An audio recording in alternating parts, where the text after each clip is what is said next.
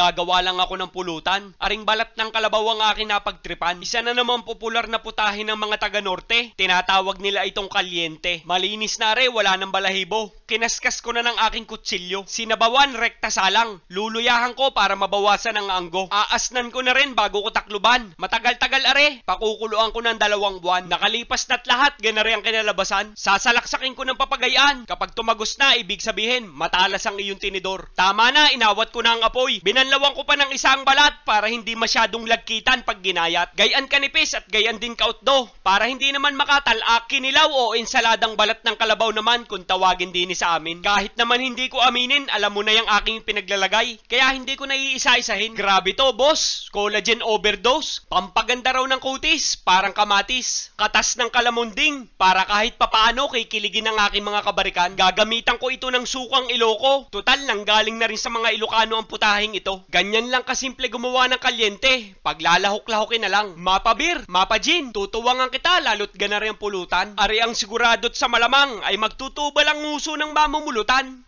Ay ina!